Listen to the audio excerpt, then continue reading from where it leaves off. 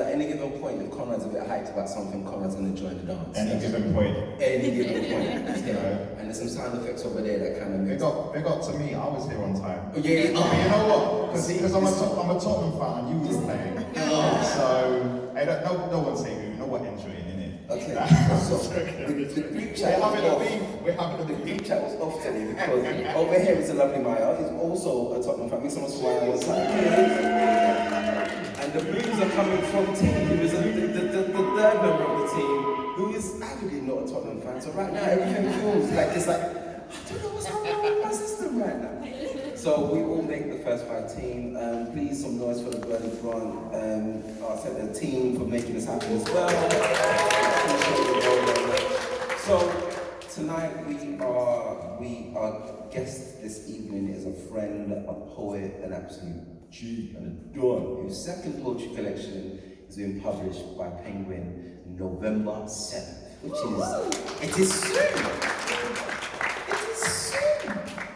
So interestingly, this is the second time we're doing the first 5, because the first time was the original launch for first 5 was meant to happen in 2020, but we all know what went down in 2020.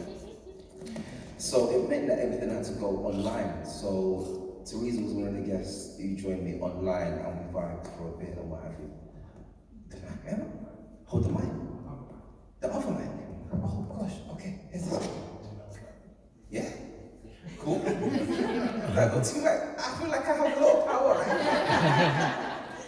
now.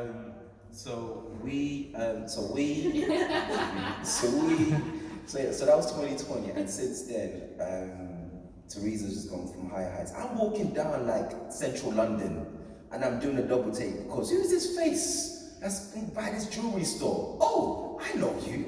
That's my friend. I'll take a picture. I'm like, hey, is this you? Let me know what's going on. All blingy with like a necklace here or something like that happening there. Yeah. So we're gonna do all of that talk, and we're gonna celebrate this moment as well as listening to some tracks, some books, and we're gonna get a nice reading from a forthcoming collection as well. So please, if you don't mind, before I do that, if you hear some songs this evening, I really want you to get your karaoke selves on. I want you to have some fun. This ain't that kind of event where we just studiously just sit and just kind of pay close attention. Of course, do that, but I just want you to have some fun as well. Is that all right? Yeah. Why is there two people? Is that all right? Yes. Awesome. So from when we have like air horns, there's nothing that we can like. Wait. That's your permission right there. So without further ado, I would like to let's welcome Theresa Lola one time. Please make some noise to the two.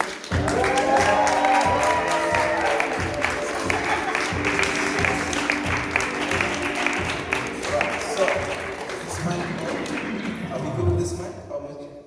Yeah? For the meantime, we're gonna have to be doing this pass and parcel thing, which is awesome. T, how are you feeling? I'm good, so excited. Nice to be here with you. Just by show of hands, who's aware of Theresa here? Like, who knows Theresa? Or knows Theresa's work? Okay, so we've got some this. I like this. You know what? This one works. Oh, yeah? Oh, Conrad. Thank you. This is why you're GI. I appreciate it. So I like to always kick off with just the idea of if, for folks who don't know necessarily who you are or your work, how best would you describe you, the work you do, and where that is generated from, type thing, in terms of like the whole makeup of Theresa Lola? Oh gosh, wow. I think I'm made up of all my interests. So I'm Nigerian born, British, woman, all of those things. My work, I would describe it as a coming of age.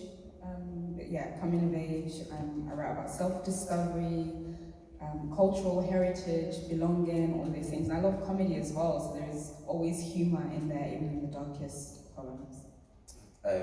When we think back, when you think back to the earliest point that like writing or the idea of, actually no, I'm gonna get there.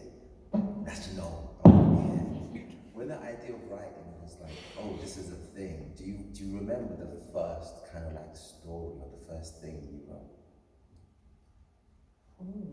The first, the first I can remember, I was in year 4. I wasn't listening in class. It wasn't a story. It was a script, and it was an apocalypse thing. I don't know. It was just weird. But I imagine that someone had been kidnapped and Will Smith was rescuing them. In my head, I was convinced this would get made. I don't know what happened, but that was what I was doing in class. Was there like a particular book at that point that you're just like, oh, because I don't know, everything that I'm asking, by the way, that's like conversational topics, it also pertains to everyone in the audience as well. So when you think about like the book that kind of caught your attention, I was really surprised that when I think back, I've read a lot of comics and I collected a lot of comics.